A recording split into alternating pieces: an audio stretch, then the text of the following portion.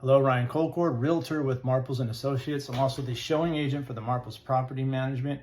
This video is just to kind of give you up to speed or give you a little background information on the difference between pre-qualification and pre-approval. So pre-qualifications most lenders, you're not really going to find this anymore. In fact, a good realtor won't even take you home shopping with the pre-qualification. It's really not strong enough, and there's not enough information there to justify submitting an offer to a agent or a seller selling their home. Pre-qualification and pre-approval. Pre-qualification is more or less, let's say for example, ask you, I'm your lender, and I ask you what your credit score is. You say it's over, you give me a credit score number. I ask you what your income is, how much money you have saved, how long you've been at your job. Kind of a verbal, kind of taking your word, trust type of atmosphere. Then I would, based on the information you gave me, I would say, yeah, you're based on what you're telling me. If what you're telling me is true, I could, you should be qualified for about $700,000. Again, it's no verification. It's not in depth.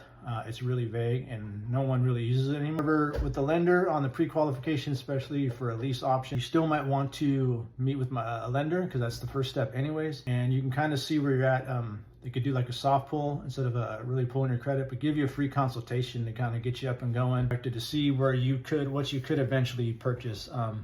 The pre-approval is a little more in depth. What you're going to do is get your last 2 years W-2s, last 2 to 3 months bank statements. There's a lot of the same stuff you need when you're applying for a rental property. An ID, and let them pull your credit. And then what they have is the pre-approval. A lot of times called, if you want to go a little further, it's called a DU approval. That's desktop underwriting approval. And how that works is, this is the lender you're working with has kind of vetted you, checked your information, entered all your information to a system, pulled your credit, got enough information to enter into the system and run it through what they call DU, desktop underwriting. That kind of goes through the underwriting regulations requirement, looks for any flags, and will tell you what you need or what you don't need at that point and what you're approved for. So based on that, it's a pretty solid, pretty competent, pretty strong vetting process to get you enough information for a realtor to get your purchase offer submitted to any property you're interested in. It also gives you the purchase price amount, so you know what you're shopping for. So I hope that helps. Lease option, purchase, both the same process. I really strongly advise you to meet with the lender. Contact me for lender information.